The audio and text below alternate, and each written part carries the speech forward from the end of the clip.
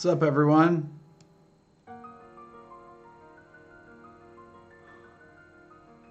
Sent my link to Josh on Messenger. Is it going to get to him, Chops? Do you know him? Are you friends with him?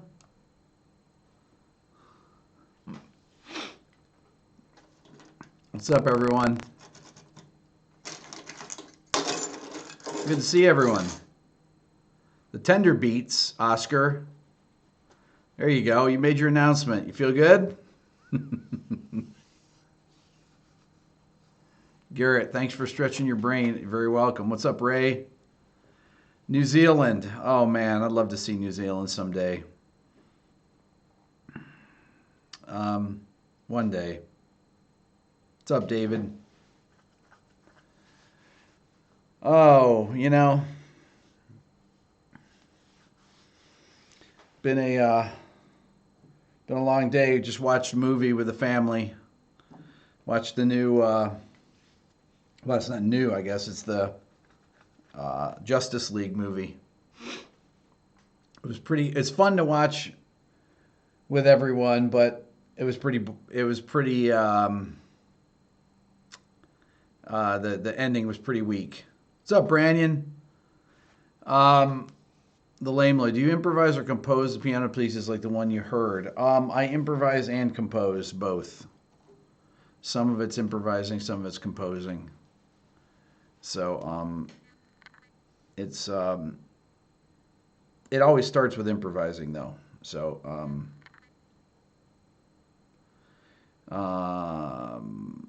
what makes a song great? Weather report, Birdland. My friend Duke used to do a great solo guitar version of Birdland, and when we would play duo gigs, his name's Duke Levine, and we used to play together all the time. He's a great guitarist. He's played with Mary Chapin Carpenter for probably about 15 years or so, and he was here last year. I saw him, but he used to play this great version of Birdland, where he'd fingerstyle electric guitar and do all the and do the melody and the bass line together. It was really cool.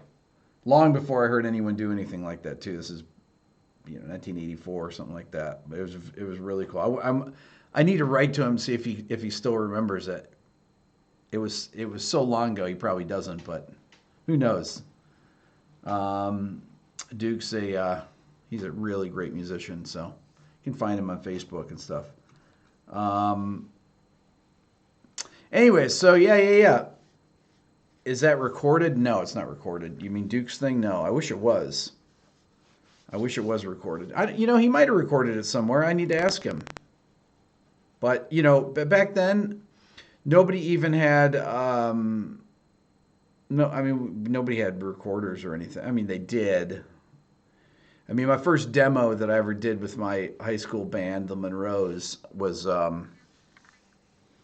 done on a 4-track Tascam. That was, man, when those came out, the cassette 4 tracks were probably $1,000. So who has a 57 ES175? I don't know what GOTD means. Got something today? I don't know what that means. 246.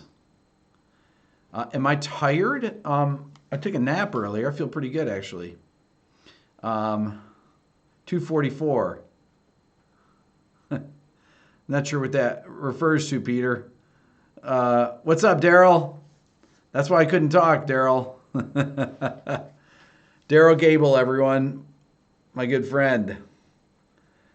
Oh, the Tascam 244. There you go. Exactly, Peter. So I knew a guy that had one. That's how my band recorded for our 4 demos that we had. And I will find them one day. I swear, and I will play them on here because they're hilarious. I have them somewhere. How many hours do I sleep every day?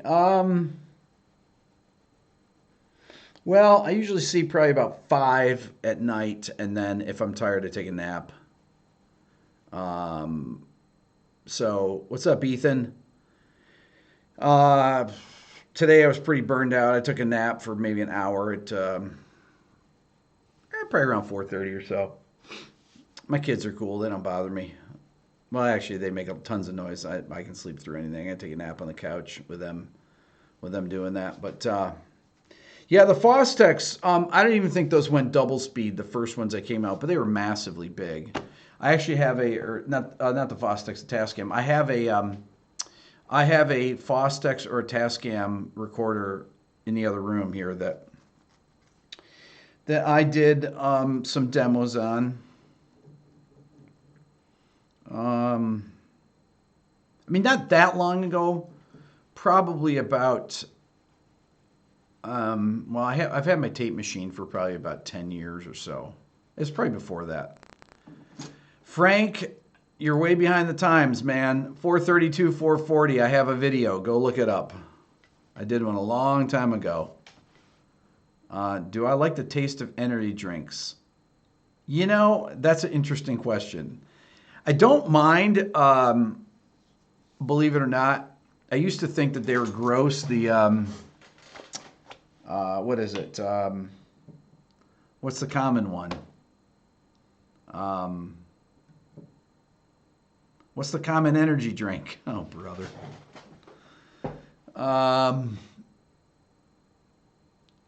You know what I'm talking about. I used to think they were gross, but they don't bother me. I don't drink the sugar-free ones. That's just all chemicals. Red Bull, thank you.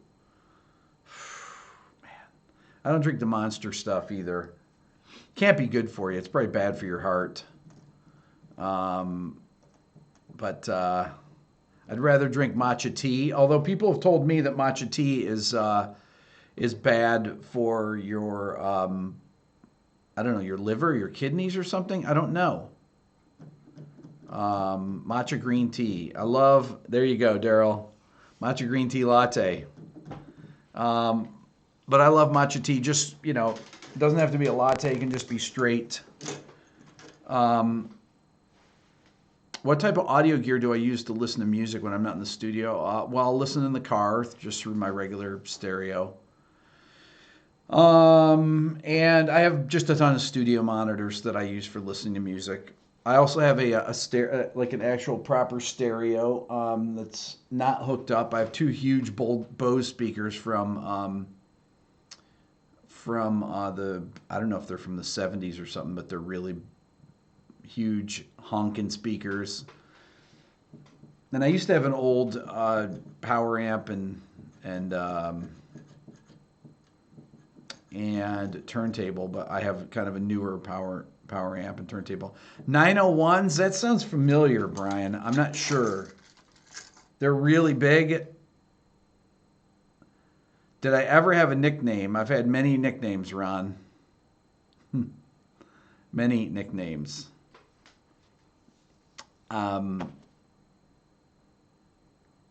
Sorry to get morbid, Brandon. You had a friend die from it. I know that's not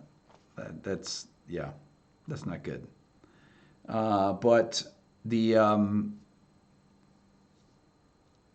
I should start an EQ rental side business. There used to be a rental company here in Atlanta that I would rent stuff. That I would rent stuff from. Rental companies used to be really helpful for aspiring producers and engineers. They don't. You have them up in Nashville, but you don't have any here in Atlanta anymore. And it was really the kind of a place where you could go to check out gear that you couldn't afford. That's I mean, I was lucky enough to always work in studios that had Neves, and I love Neve mic pre's. But I always recorded with a combination of mic pre's. I would typically like to record the drums with all the same kind of mic pre's if I could. I would record bass with different mic pre's, vocals with different mic pre's. A lot of times I would record the bass with my Universal Audio 610. Kevin, yes. So you would think that Atlanta would have rental gear. here, but they don't. There used to be a company called Eclipse Audio here that would rent to all the studios. I would always rent these Coles 4038 ribbon microphones for my room mics because I love the sound of them. And the studio that I worked at didn't have them, and I would rent them every single session. I'd send my assistant GL to go rent them every time. Was that you have to drive halfway across town and get them, and you know, he'd bring them back, and we'd use them to track the drums, and he'd bring them back the next day. But we would occasionally rent some, you know, a couple extra Neves if we needed them, depending on how big the drum kit was, depending on what rooms that I was, you know, what room I was using. They had a sidecar at Tree in their second studio that I would record in occasionally if before the Neve console, Dave Cobbs was there. And the sidecar wasn't that good. It was a broadcast console. And they'd have a couple channels that would be a little sketchy, so I would go and rent a couple stereo, you know, a pair of stereo mic pre's. Most universal combination amp plus 3 pedals, not digital. I don't know what that means. Not sure what that means. Anyways, I'm not doing Skype lessons, Stuart. I haven't done Skype lessons. I mean, I did a few Skype lessons last year, maybe year and a half ago or something when I first started my channel. People would ask me, but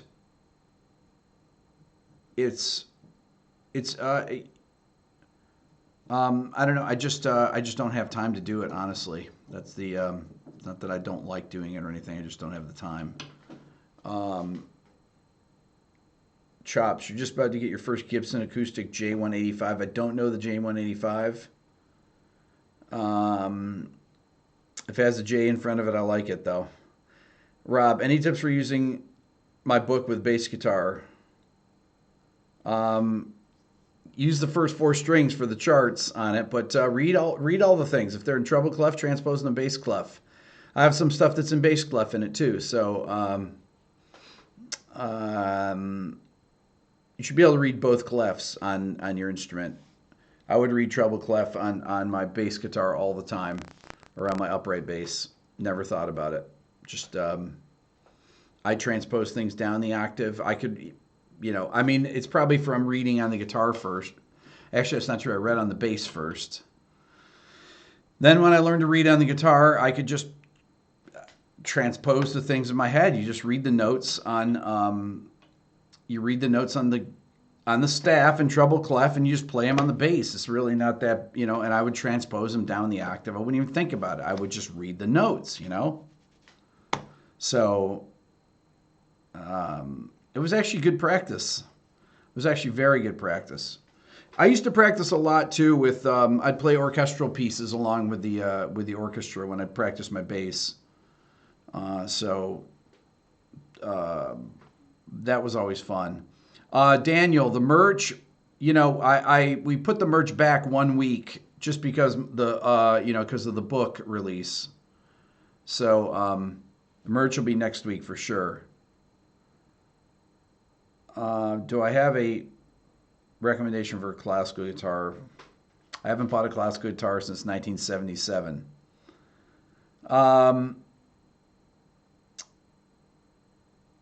Robillard, Julian. Hi, Rick. Have you ever worked with the band Outkast? I know most of their songs were played by fine musicians, greatly produced. Any cool anecdote? Well, Andre 3000 lives about 5 minutes from me. That's all. And there used to be a Subway in the gas station around the corner from here that he used to go to all the time. That's my only Outkast. And Outkast used to record at Tree Sound when I used to work there. They'd be there all the time. I'd see the guys. Are we best friends? No, we're not best friends. I don't really know them. That's a long time, Rick. I'm not sure what that means. It's a long time. The guy's a genius. Andre 3000. Oh, he's great. Great.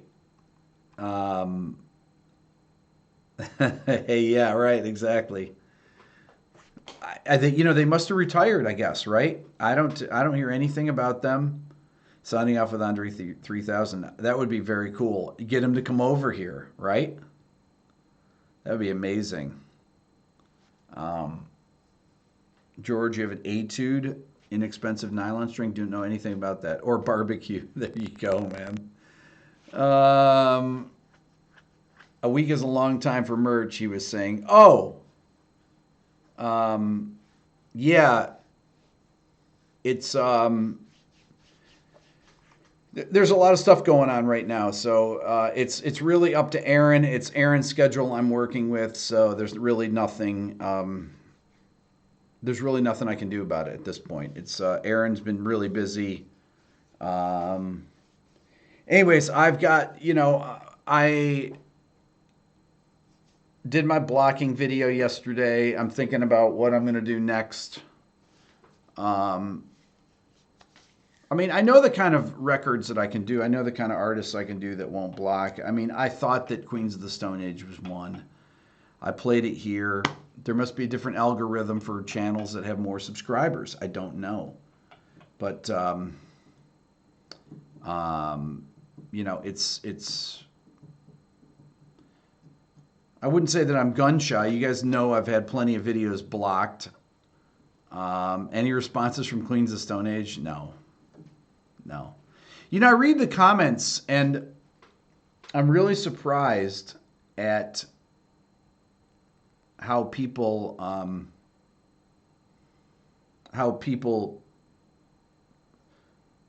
they don't know anything about publishing.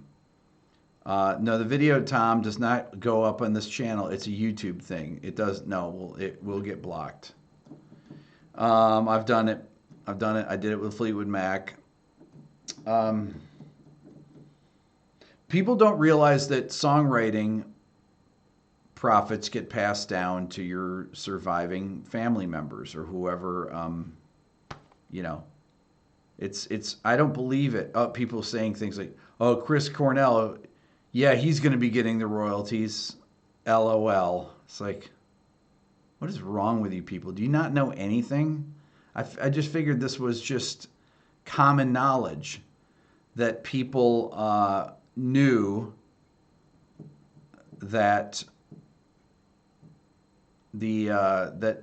I mean, does everyone know that money gets passed down? Jimi Hendrix has an estate that makes money for years. Don't people know this? I mean, I just thought this was common knowledge. People think, oh, John Lennon, what's he going to do with his royalties? It's like, Yoko Ono gets his royalties. What's up, Ethan? Copyright's good. I think 75 years. I think it's right.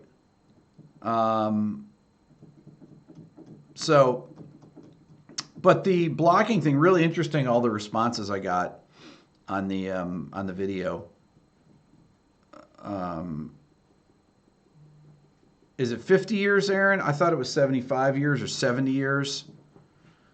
But some people are just oblivious. They think that the people, they die and that they and that's that nothing happens. Why do you think Marvin Gaye's estate sued who'd they sue? Robin Thicke? It's ridiculous. Michael Jackson's estate made more money after he died. Well, because he wasn't spending any money. That's why. No, it's, that was made a huge amount of money after he passed away. Blurred Lines, that was the tune. So, anyways, but the response was,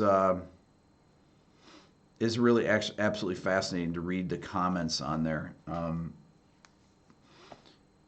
There's kind of an, look, I'm not trying to say that I'm not trying to save the music industry or anything or rock music. I'm just trying to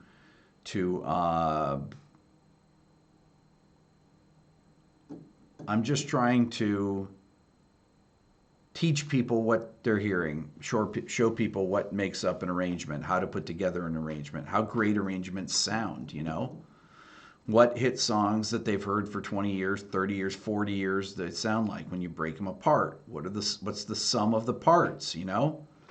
It's it's I think it's really important. You know, I did get in this thing with somebody a little back and forth um, that about how well somebody says, Rick, I agree with you on most things, but your thing about about the Beatles won't be remembered in 20 years or whatever it was. Well, Bach has been remembered for all these years, so the Beatles will. And I said, well, no, you don't know that. And the argument against that is that the Beatles have a sound recording that is associated with the song. It's one recording from one point in time that is the definitive version of the song. There is no definitive version. You know, you might say Glenn Gould might have some definitive versions on the Well-Tempered Clavier or something, you know. I mean, I wouldn't say that, and I love Glenn Gould, but there is no definitive version of Bach or Mozart or Schubert or Schumann or Beethoven or you know, there's no, you know, there's many versions, and people can continue to play these pieces. So there's no equivalent to say that Bach, you know, anyone can interpret his music. People are not out there playing the Beatles' music. They're just not. And it's not the same thing when there's a definitive version of the song. Then you know, that's a different thing. So you can't say that it's going to be around in 50 years. You know, you just can't. I'm not going to sit here and make predictions on stuff that I don't, that, you know, I'm not going to tell you that I know what's going to happen in the future. I can give you a guess from the state of the music industry now, you know, 18 years, 19 years after Napster, and there's still artists out there that are from the 60s and 70s that are blocking their music from getting played on YouTube. I'm not even doing interpretations of them. I'm playing the actual versions of the songs. So, you know, when there's a recording associated with it, it becomes dated. And you know, kids move on. There's obviously this generation of children does not, you know, for the most part, it's not the kids. The kids aren't making the decision. The parents don't see the value in taking their kids to music lessons. That's the real crux of the problem here. Certain societies, like people in Asia, I'll make a generalization here, but you know, there's my son Dylan, when he was taking piano lessons, 80% of the kids in his piano studio were Chinese. You know, they were Chinese Americans. Parents were from China, first generation kids. So I wouldn't say it's evolution, Chops, though. I wouldn't say it's evolution. Probably the best thing that kids can do for their brain is to actually read music. Not probably. The best thing that kids can do for their brain is read music. The worst thing that they can do for their brain is play video games. For the most part, depending on what video game, but Nick says, they do in your city, you have 60 students a week. What do you teach, Nick? What instrument do you teach? Do you teach guitar? Do you teach piano?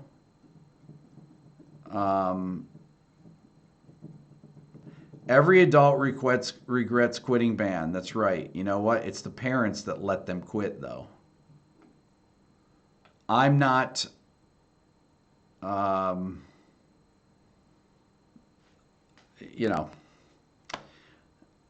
I let Dylan quit the piano. What was Dylan's diet when he was a baby? Honestly, my wife, when she was pregnant, ate all organic food, and she wouldn't let me put any stuff on the yard, no weed killers, anything like that. And I still never have. And I used to love my yard. I used to work out in the yard all the time. I know that sounds ridiculous, but when I would do sessions, I would go out and pick weeds and do stuff like that. I loved. Um, I just love doing that. Nick, 60, what kind of private students? What do you play? What are you teaching them? Ron, Dylan quit the piano a year and a half ago. And Subi, Roundup. Yeah, so nothing. There was no Roundup. There was nothing. I haven't put anything on our yard in 10 years. Um, so, um, yeah, so that was, as far as Dylan,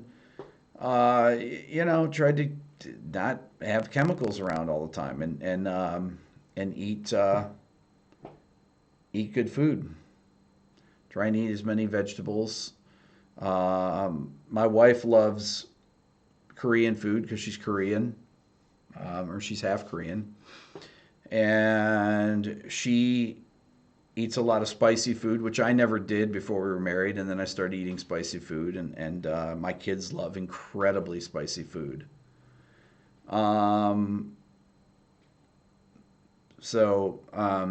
My daughter Layla, my youngest, she'll eat the spiciest stuff, where her eyes are watering, and it doesn't bother their stomachs or anything. They love it. Kimchi, tons of kimchi, yes. Music is not valued as much as it was. There's no question about it. There's no question that the kids don't. They're just not. They don't want to put the time in, and because their friends don't want to put the time in, because their friends' parents don't value it. They just don't value it. They don't value music.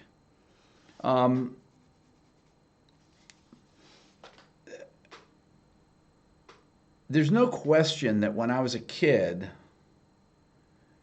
I wouldn't say I suffered from ADD or anything like that, but I definitely had some type of reading, some type of a reading disability, not disability, but I had a reading issue that I couldn't focus on what I was reading at all. And my mind would always drift, and I did very badly in English. My parents didn't have the time and things like that were never diagnosed, and they weren't. I didn't have dyslexia. They weren't involved with that. My parents were amazingly great human beings. I mean, the best parents in the world. I love my parents so much. But when I really got into music, it focused my brain like nothing else. I think that my music training changed my brain. No question about it.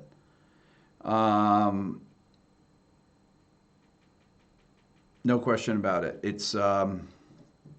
It helped my focus dramatically.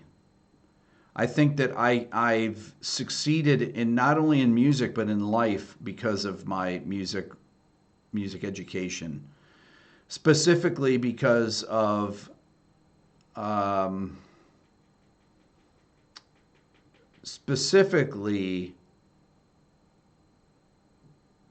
because of public school music education. It's, you know, the my public school, I've mentioned it on here before, but I'm going to say it again. When I was growing up, there was a guy that ran our music program. His name was Mo Sherrill. He was a doctor of music from the Eastman School of Music. And he ran a music program with 11 full-time faculty. And the music program in my hometown, which was Fairport, New York, was began in second grade with the seashore test that was administered to all second or third grade students. I can't remember if it was second or third grade.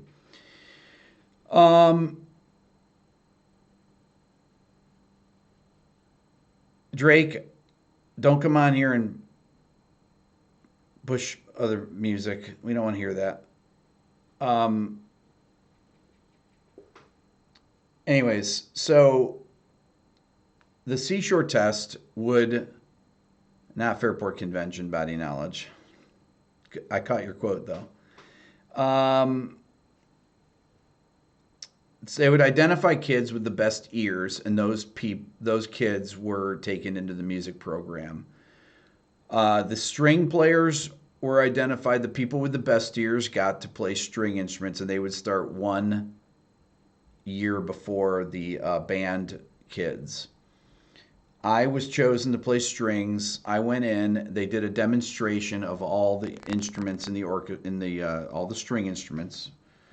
Not the bass, because the bass was too big for children. And I went in with my mom, and they played us the violin, viola, cello, violin, viola, and cello. The teachers played their instruments, and I heard the cello, and I said, "Wow, I want to play that."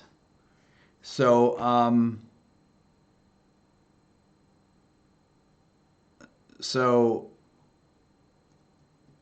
you run the concourse autonomously. Anyways, so I started on the cello, and I played it for from third through sixth grade, and then I switched to the bass. Anyways, when I was in seventh grade and I switched to the bass, I also started on the guitar. And then I took music. Then I became obsessed with music. And I started playing in bands and things like that.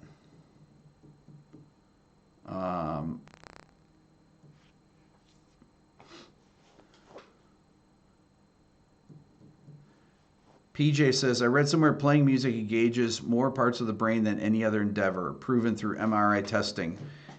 Not only proven through MRI testing, there are physical changes in the brain that they've observed. There's a notch that you can see in the prefrontal cortex that Einstein had. He was a violinist. That people that do a lot of repetitive hand movements will develop these different looking brains.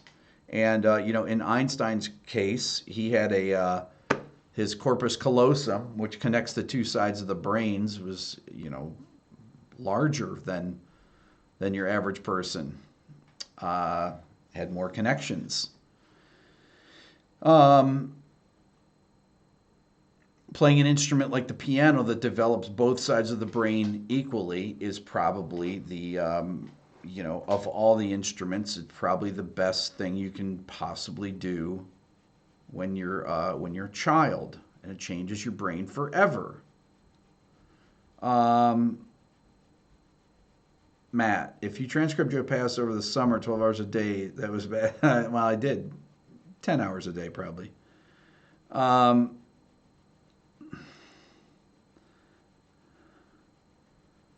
see. The ability to hear multiple lines is great multitasking. That's absolutely true.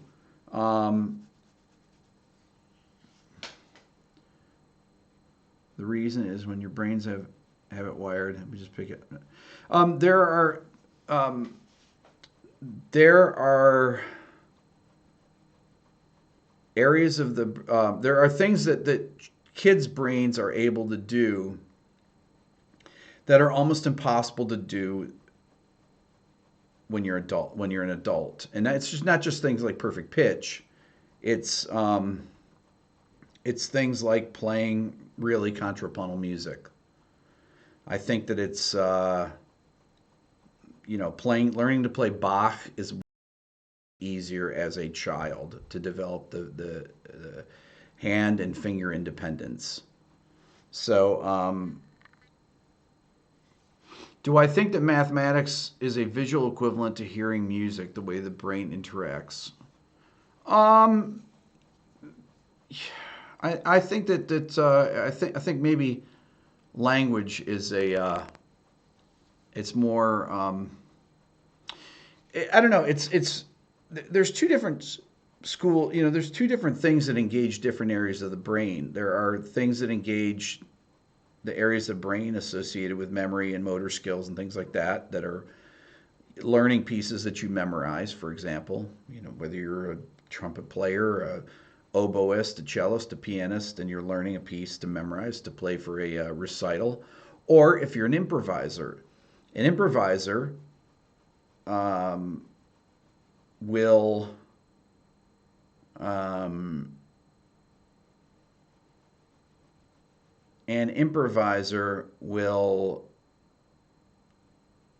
use the language areas of the brain. So it's it's really really important to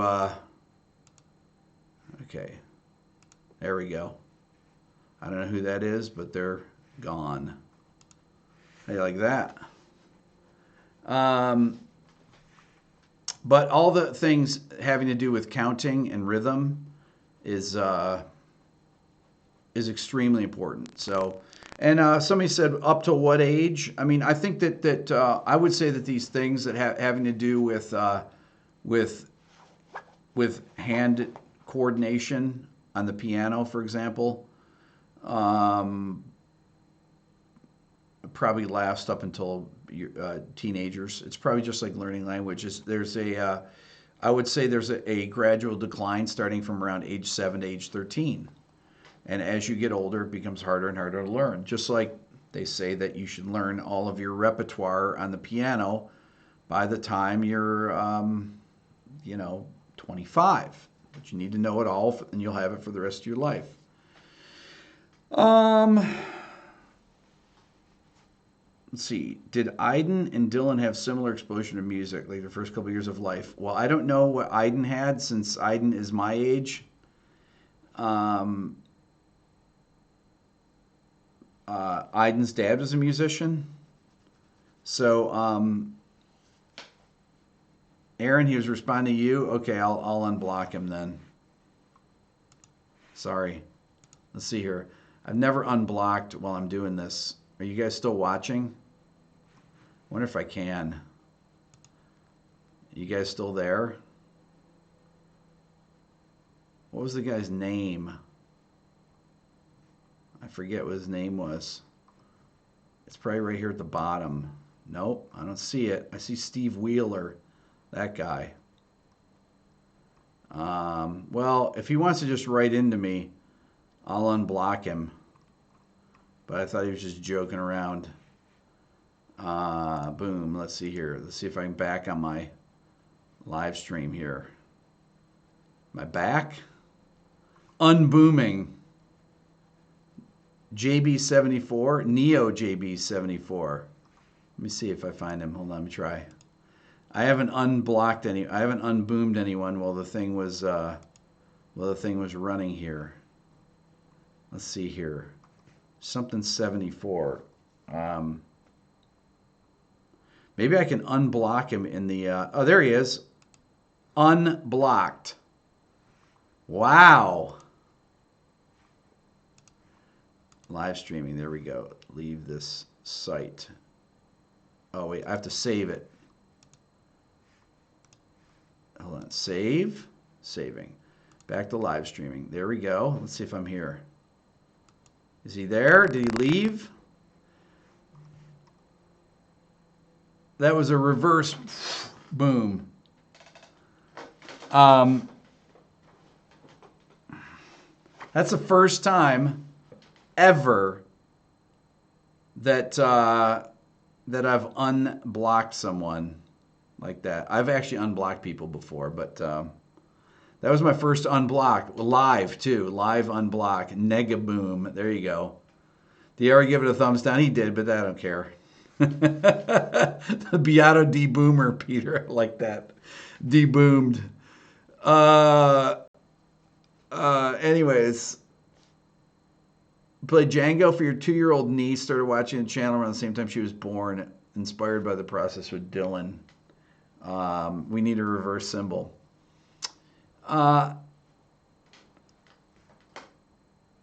When I,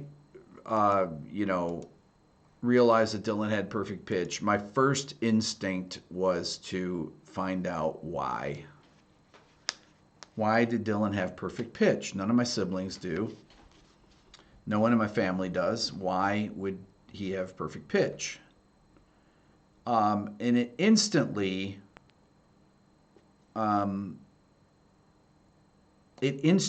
occurred to me, well, it's got to be the music I played him. What else would it be? I engaged him in listening constantly. It was not luck and randomness. It had nothing to do with that. And a hater. It's not luck and randomness because I can sit here and sing you notes out of my head, right? So if I can do that, then there has to be some component that is not completely engaged in the brain. There's a certain part of pitch memory that is developed that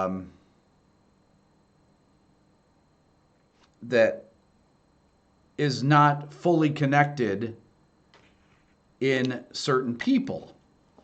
With me, if I think of a note B flat like that, now I'm pretty sure, now my pitch has gone flat slightly over the last few years since I turned 50.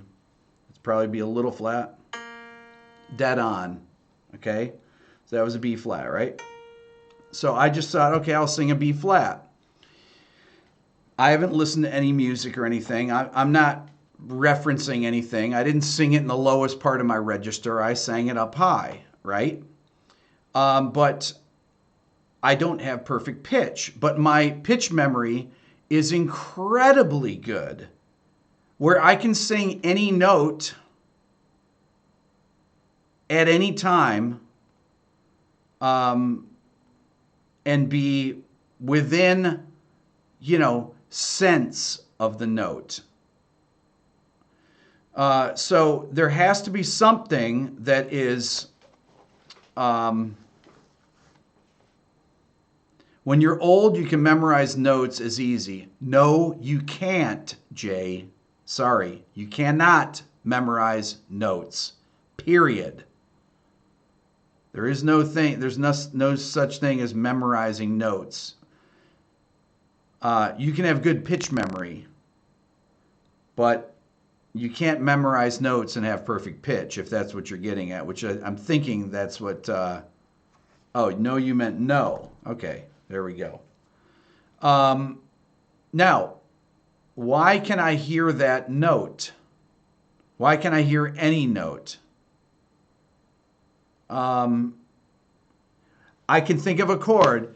G, B flat, D. I know that's a G minor chord. I can hear any chord in my head. But if people start playing notes really fast, I have to go to relative pitch then. So because of that, there's obviously some type, probably, I had, it's not that I've heard them a million times, Subi. Everybody's heard them a million times if you listen to music all the time.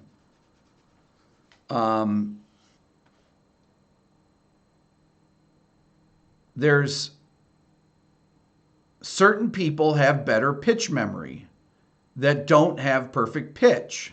Okay? That's a fact.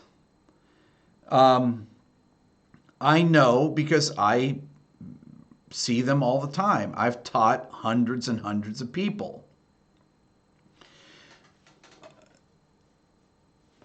That doesn't mean that you can't develop great perfect or great relative pitch through solfege, through interval training, all different types of things. But there's a component that Dylan learned that connected these certain, but that David Burge stuff is a bunch of baloney. There's something that happens in babies when they have internalized through listening a lot of different harmonic,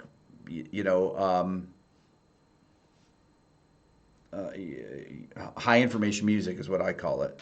Brett says, I think you have the perfect pitch gene, but it wasn't completely developed when you were young. That's exactly what I think. That the gene that they think is associated with perfect pitch, which I don't think. I think it's a bunch of factors, and it's pretty much universally agreed upon that that you have to have early music training, right, in order to connect the labeling with the pitches. Which I did not have early music training. What's up, Renzo? You haven't been here in a while. So with Dylan, I never mentioned notes. I've said that a lot. I never said this is that a certain note is a B flat or a certain note is a G or a certain note is an F sharp. I never said that. Never once mentioned that. I just played a music all the time.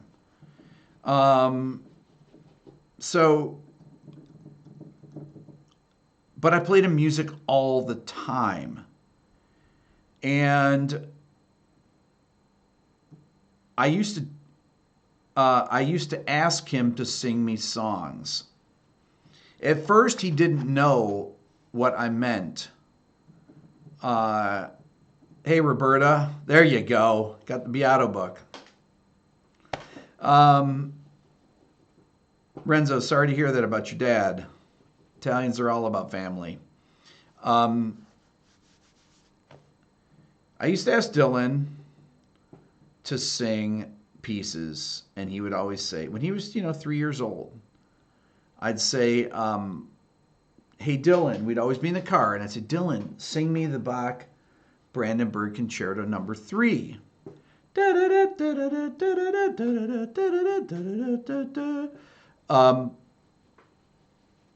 And he would say, what do you mean? A 3-year-old, what do you mean, Daddy? It's just imagine what it sounds like in your head and sing it. And he would do it. But I didn't realize that when he sang it, that he was singing it in the right key. It didn't occur to me. Probably because his voice, he wasn't able to hold pitch very well. Because for a really young kid, a lot of times, if you see videos of Dylan singing when he was a little kid,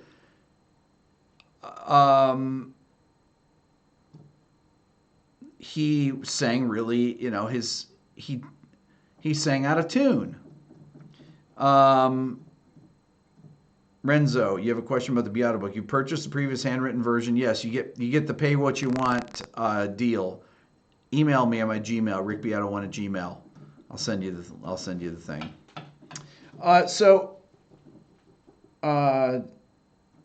So I would play the music for I would play music for Dylan, mainly a lot of Iden's music, for hours a day.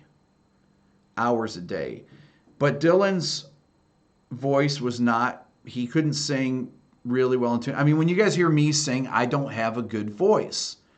I can sing in tune, but I can hear it in tune, but you also have to be able to produce a tone which takes the musculature in your voice in order to produce it and hold it in pitch. And that requires breathing and things like that. So it never occurred to me with him from hearing him sing. Dylan was also had trouble saying a lot of words, pronouncing words. THs were really hard for him. What else? V, the letter V was very hard for him to say. He had a speech impediment, and his doctor, our pediatrician, said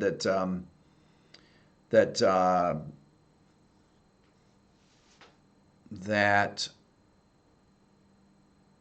it would probably clear up. Otherwise, he would need speech therapy. And Dylan lost his front tooth. He chipped it when he was at Scott Stapp's house. When somebody was asking me about Creed the other night. When I was working with Scott Stapp, he and my wife came down before Lennon was born. Dylan fell on his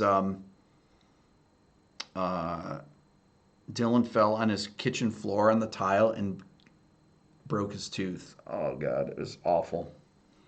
And then a few months later, his tooth died. It turned gray, and our dentist, we ended up going to the dentist. We went to the dentist. We came back to his pediatric dentist, and so he had to go in and have his tooth removed.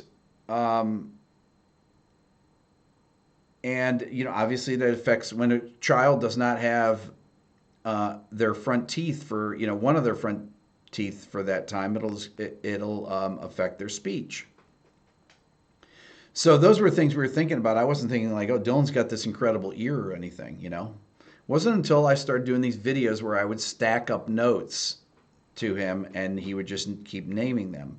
If I played 30 notes in a row, I'd have a string sound and I'd just keep holding down notes, one after another, after another, after another.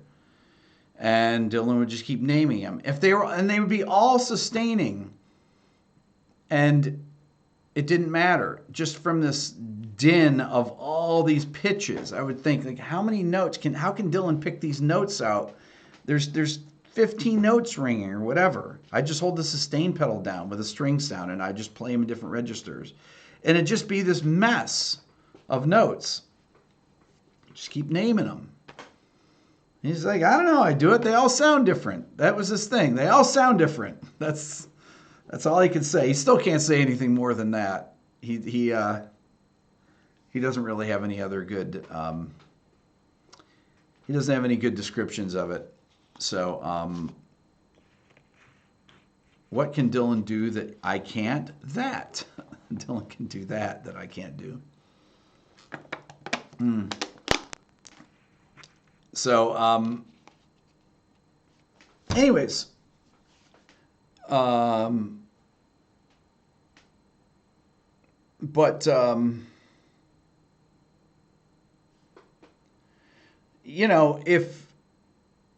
if I'm thinking of something though, how does he know the name of notes? I just taught him the name of notes. I mean, I taught him in like 15 minutes. But if I think of a chord in my head, right? Da da da da da da. Let's say I think of a collection of notes like that, right? And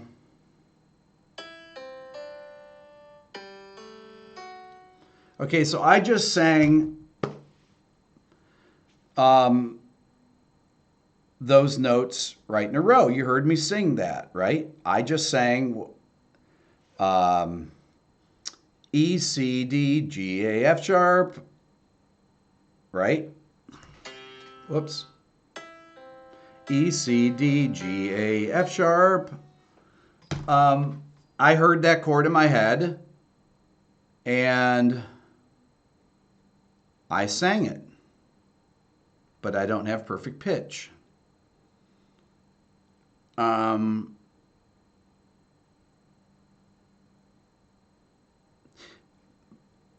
So there has to be something. There has to be something related to this. It's obvious, right? Isn't it obvious? I think about playing Aiden's music for Dylan. Well, of course he's got perfect pitch. I mean, doesn't that just makes sense? You know, you can't hear that stuff every day and not develop your ear. I don't know. It just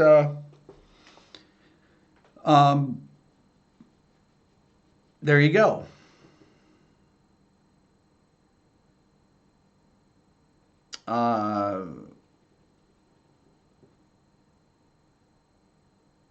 So perfect pitch is knowing all the notes? Yes, of course. Perfect pitch is instantly being able to recognize or reproduce any note instantly.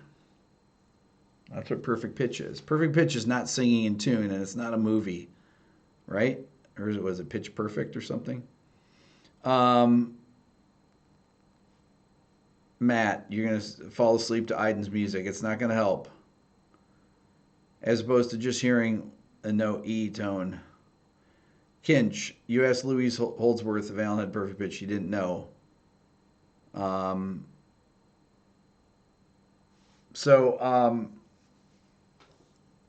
It's even if Alan had Holdsworth, he probably didn't have it at the end. Just like Gary Burton lost his perfect pitch, and everybody loses their perfect pitch eventually if they live long enough.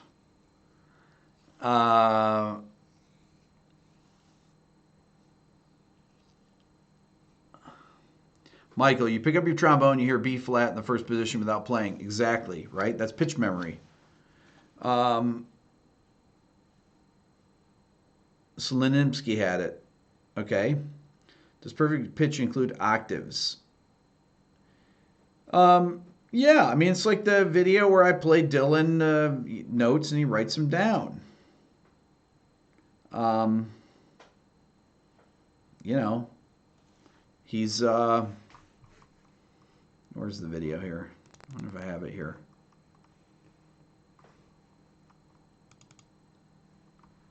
This is weird. I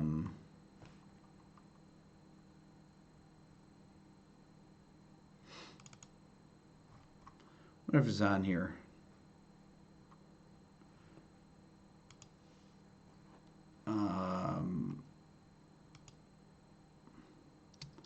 What is this here? So this, okay, this is, I'm going to show you this video here. This is a video of Dylan, of me teaching Dylan. I'll show you the video. This is me teaching Dylan. I don't have it up on my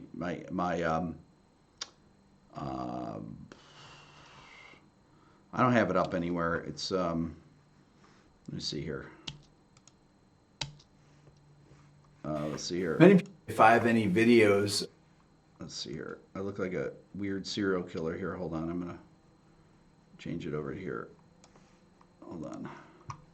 Maybe I don't have it.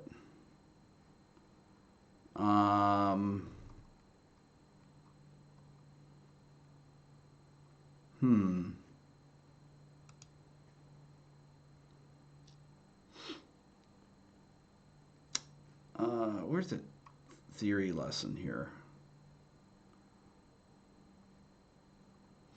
Maybe you don't have it. When I did, when I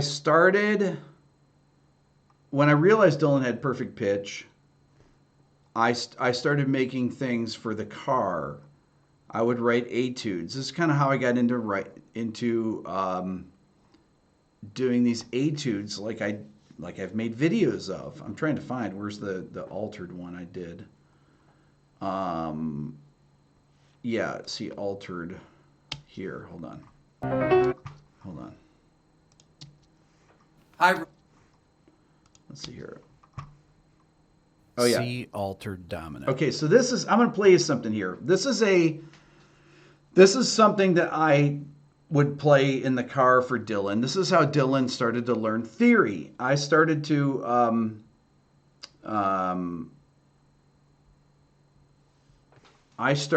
make things like this to teach him more advanced theory. Here's an ear training lesson that I did. C. Check it out. C altered dominant. So I would play these in the car. C, D flat, E flat, E, F sharp, G sharp, B flat, C. C altered dominant.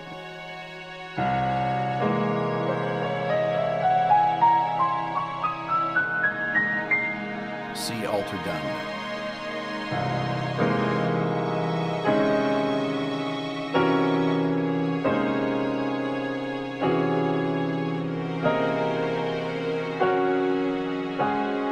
C altered dominant.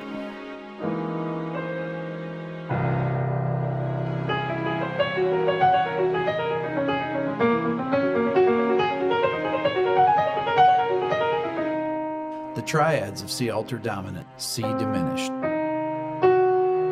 C augmented,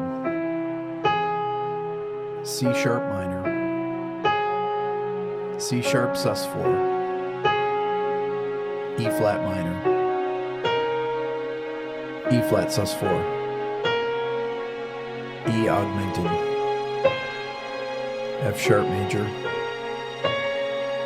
F sharp Lydian, A flat major, A flat sus4, A flat augmented, B flat diminished, C altered dominant triads.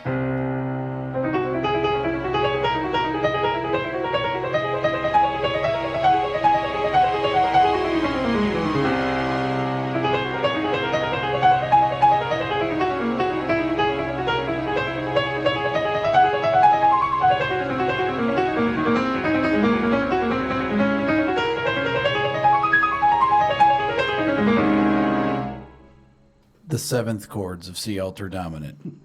C minor 7 flat 5. C augmented 7th. C sharp minor major 7. C sharp major 7 sus4. E flat minor 7. E flat 7 sus4. E major 7 sharp 5. F sharp 7. F sharp 7 flat 5. A flat 7. A flat 7 sus4. A flat 7 sharp 5. B flat minor 7 flat 5. The seventh chords of C altered dominant.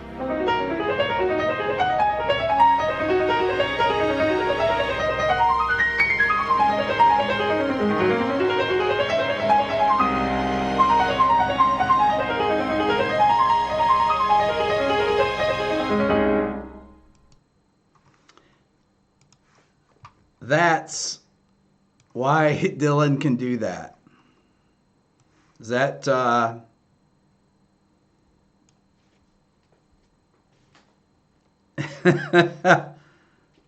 that will be part of my ear training course.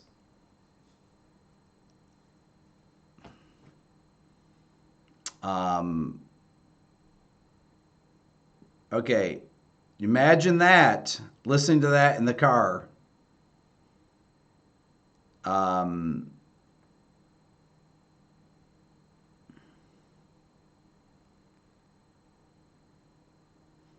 I brainwashed him into genius.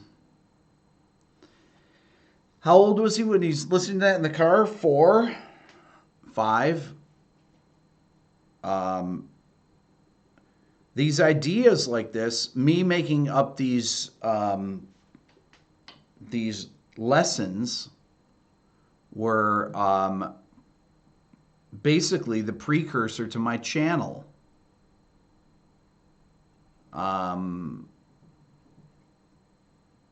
That was these are kind of the ideas that I would do that.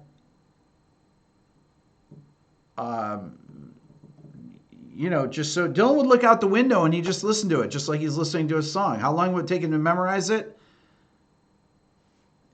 As long as it took him to memorize pi to 500 digits. It's,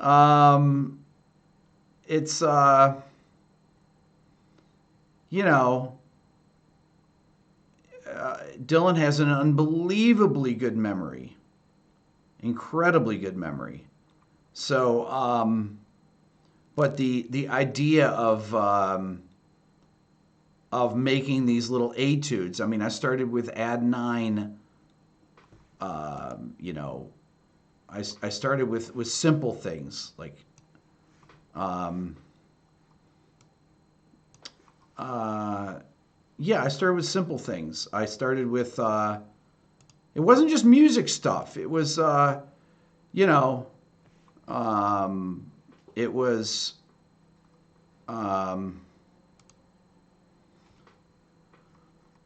It was everything. It was, it started with the presidents when Dylan was how old? Probably when he was 5, I think, or 4. I did I had him learn the presidents and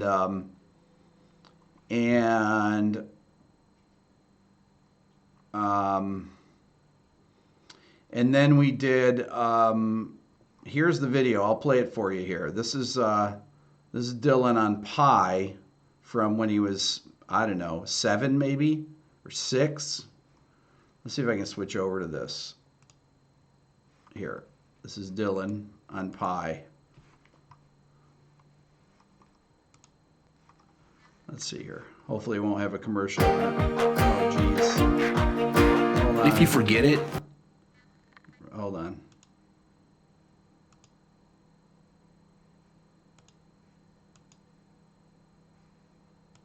Do 10 34141592653.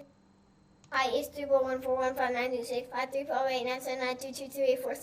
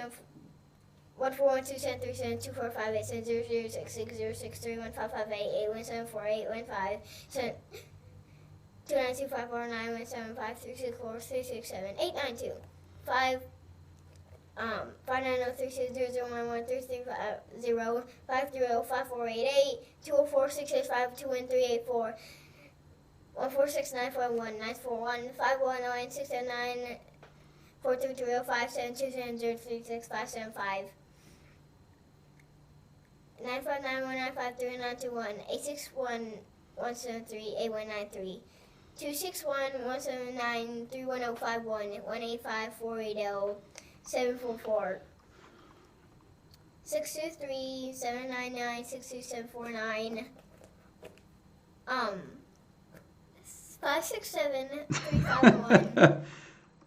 So, anyways, Dylan keeps going on here. Let's see here. Let me get back to my other video here. Let's see here. How do I get back to this? Let me go back like this. There we go.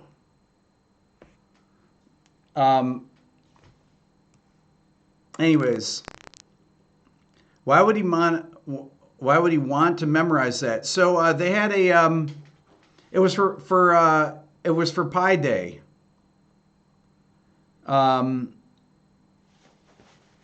Does Dylan get good grades? Yes, he gets good grades. So I'm going back here, Brett. Doesn't everyone make their own harmonic ear training recordings? You've been doing it for 30 years. You have been doing it for 30 years, Brett, probably, right? I mean, don't I wish he would get back in the piano? What are you going to do? Can he still do pi like that? He'd probably do 300 numbers of pi right now if I had him come down here, if he was,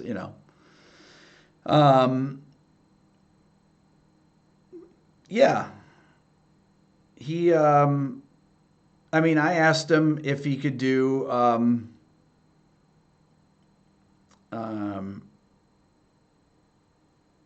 Daniel says there's also amazing autistic musicians who hear something once and play it back. There's actually people that are not autistic that can do that too.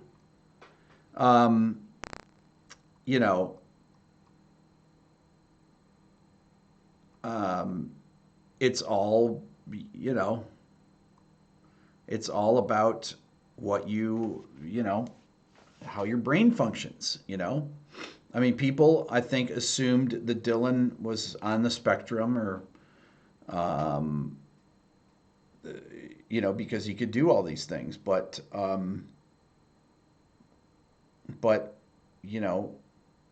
there is a component of memory that is developed at an early age that is that goes along with things like perfect pitch. I really believe that that if you develop kids' memories and you actually exercise their brains, they will. It's just like anything. It's like exercising a muscle. There's no. You want to get good at remembering things? Practice memorizing things. And when people think that memory is not important, memory is incredibly important.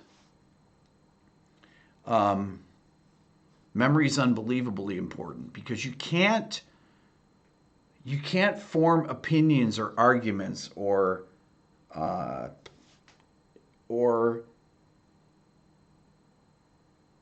I don't think you can reason without having an incredibly good memory.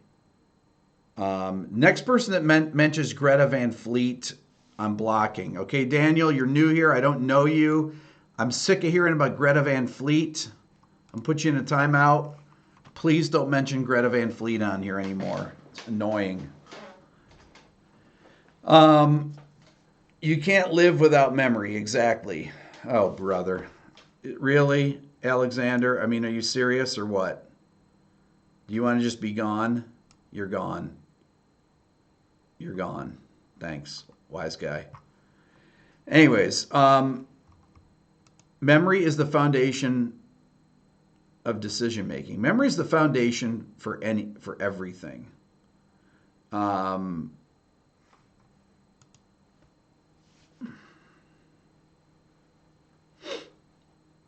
There you go. There you go. So,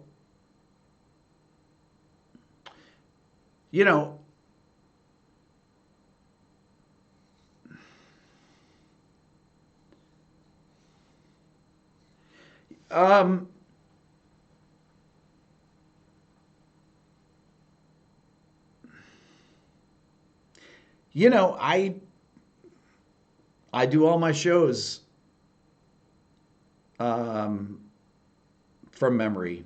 I'd make all my videos from memory. There has to be a component that is related to memory and music training. Improvisation is about memory. When you're thinking of playing an idea, in order to execute the idea that you hear in your head, there's all these motor functions that have to occur in order for you to play that. Um,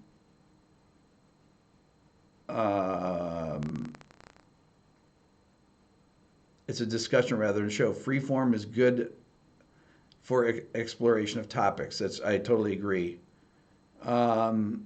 But when I was young, we did many things from memory.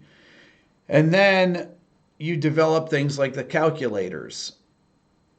You start getting things like calculators. Then you got the internet, and then nobody remembers anything. They don't remember any phone numbers. They don't remember anything. Did Dylan learn to read with phonics or whole language memorization of words or both? Dylan didn't learn to read until he was 5, until he went into kindergarten. We never stressed reading.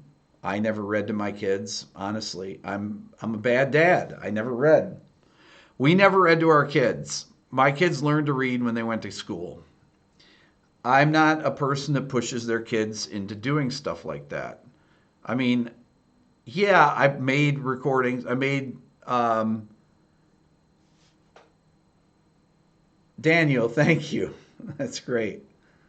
I made things when I realized Dylan had perfect pitch. I made things like those ear training things, that we listen to in the car. But, I didn't pressure my kids into being a reader when they were 2 years old. I mean, a lot of people do, but, did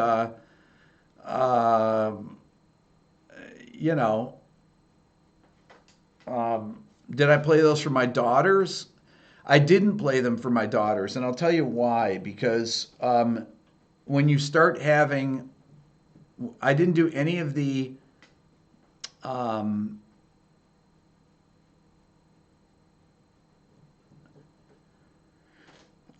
because we didn't know that anything was different about Dylan's brain or that he had any of these abilities. We just didn't do it. We didn't play, no listening on the stomach, nothing like that. And then it was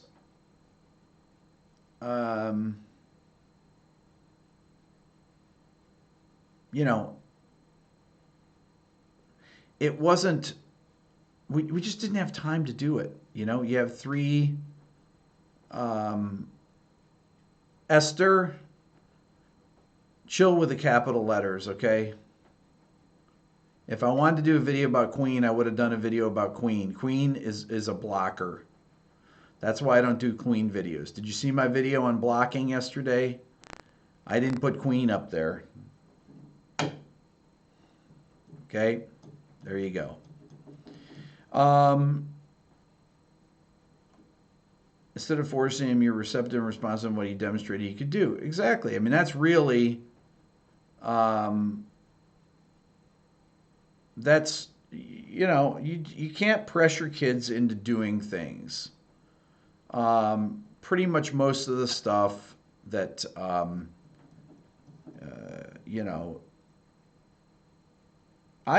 thing I taught my kids, I think the thing's important to teach kids is to be a finisher, is to finish, to complete tasks.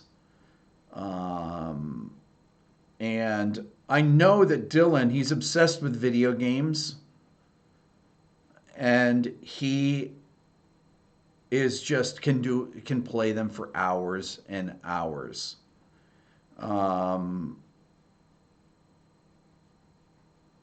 So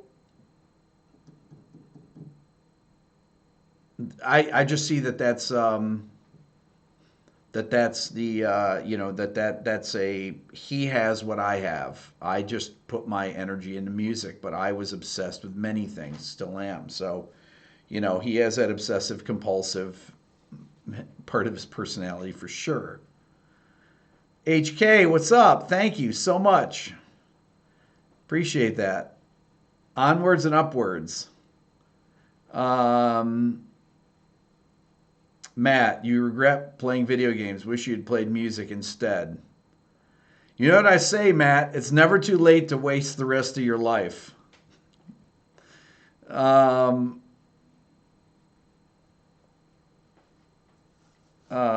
Your kids are addicted. You were once addicted. They're. It's like anything. I mean, I had video games that I played in the arcades when I was in my 20s. So, I used to go with Iden. We'd go down to this laundromat. I've told this story on here and play this game, Gunsmoke, against each other. My friend Paul and I would go, Smitty, we would go and play this baseball game for hours every day.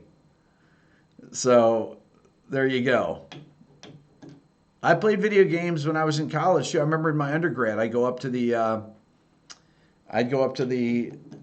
when I was at Ithaca, the student union, and they had an upstairs room with pool tables and things like that, and they had Pac-Man and Asteroids and all that stuff.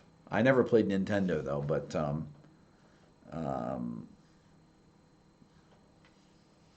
Frederick, you playing Minecraft with your grandson helped you pull your faculties together after stroke. That's fantastic.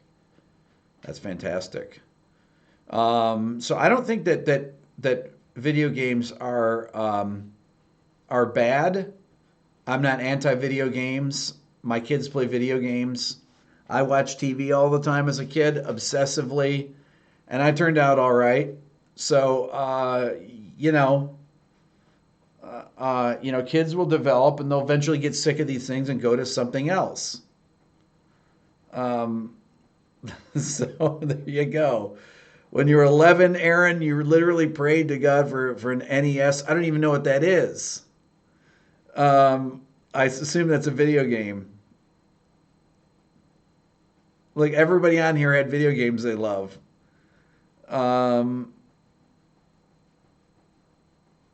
Too much of any one thing can be bad. It's a Nintendo Entertainment System. I apologize.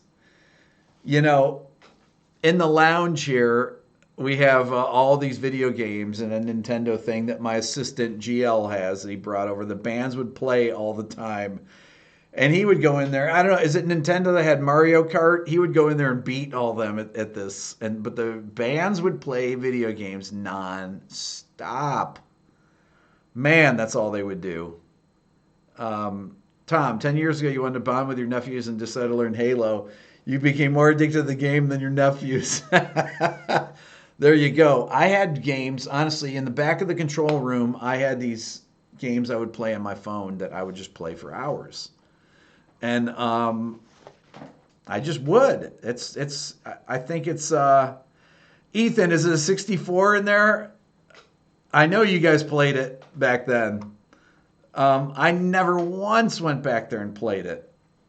I think they had Doom on it or something. Occasionally bands would leave it on, and we'd finish our sessions, and the lounge would be dark, and I would hear that really creepy sound that they would have on it. It would freak me out.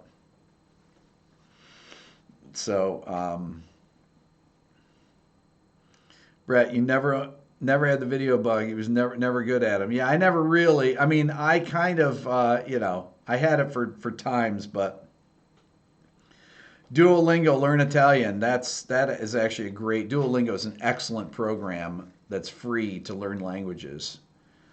You can get on your iPhone or your Android. Anyways, all right, I'm good for tonight. This has been amazing. I've had a blast tonight. Really, really cool. So, great. We will talk later. Thank you, everyone, for everything over all this time for these last couple years. We'll see you.